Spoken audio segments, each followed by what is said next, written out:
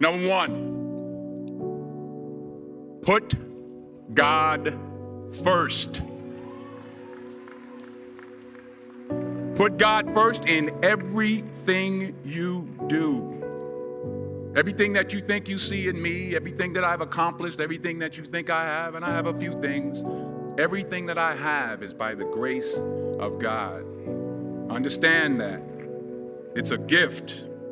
40 years ago, March 27th, 1975, it was 40 years ago, just this past March, I was flunking out of college. I had a 1.7 grade point average. I hope none of you can relate. I had a 1.7 grade point average. I was sitting in my mother's beauty shop. They still call it beauty shops now? What they call it now? Yeah, I was sitting in the beauty parlor. I was sitting in my mother's beauty parlor, and I'm looking in the mirror, and I see behind me this woman under the dryer. And every time she looked up, every time I looked up, she was looking at me, just looking me in the eye. And I didn't know who she was, and I said, she said, somebody give me a pen, give me a pencil. I have a prophecy. March 27, 1975, she said, boy, you are going to travel the world and speak to millions of people. Now, mind you, I was flunked out of college. I'm thinking about joining the Army. I didn't know what I was going to do, and she's telling me I'm going to travel the world and speak to millions of people. Well, I have traveled the world, and I have spoke to millions of people. But that's not the most important thing, the success that I had. The most important thing is that what she taught me and what she told me that day has stayed with me since. I've been protected. I've been directed. I've been corrected. I've kept God in my life and it's kept me humble. I didn't always stick with him, but he always stuck with me. So stick with him in everything you do. If you think you want to do what you think I've done, then do what I've done and stick with God. Number two, fail big.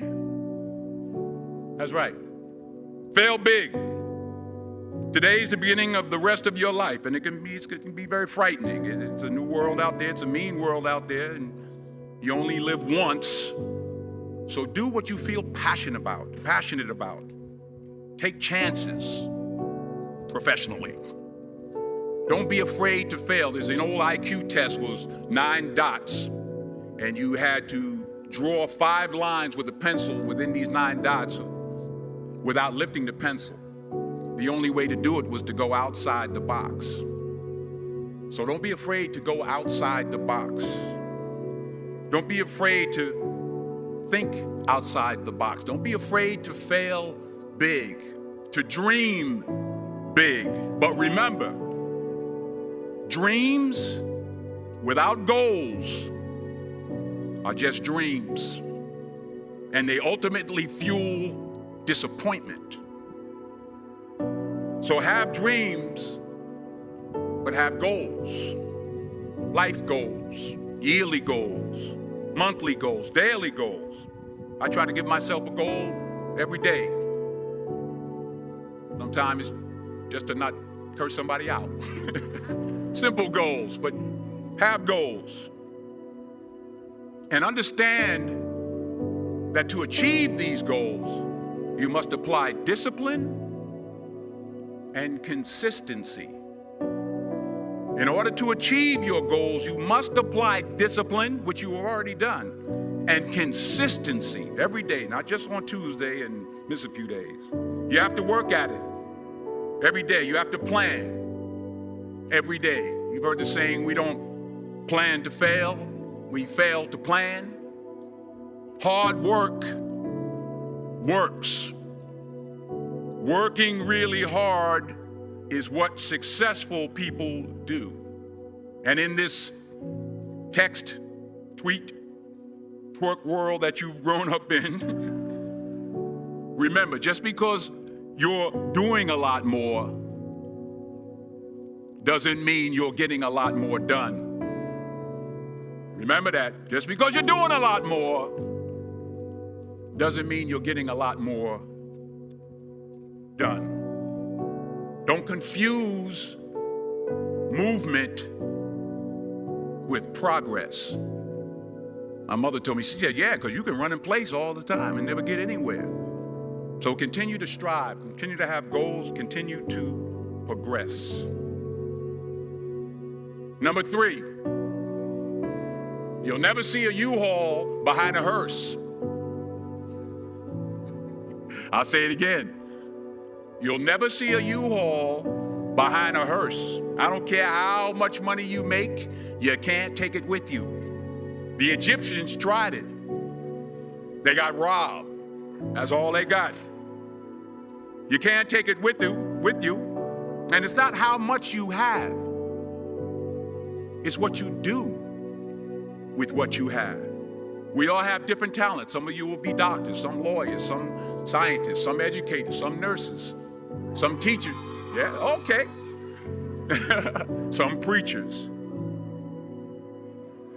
The most selfish thing you can do in this world is help someone else. Why is it selfish? Because the gratification, the goodness that comes to you, the good feeling that I get from helping others, nothing's better than that. Well, one or two things, but nothing's better than that. Not jewelry, not big house I have, not the cars, but it's the joy. That's where the joy is, in helping others. That's where the success is, in helping others. Finally,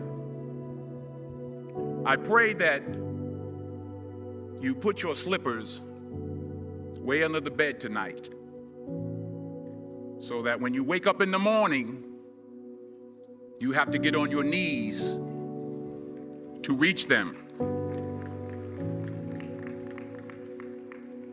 And while you're down there, say thank you for grace.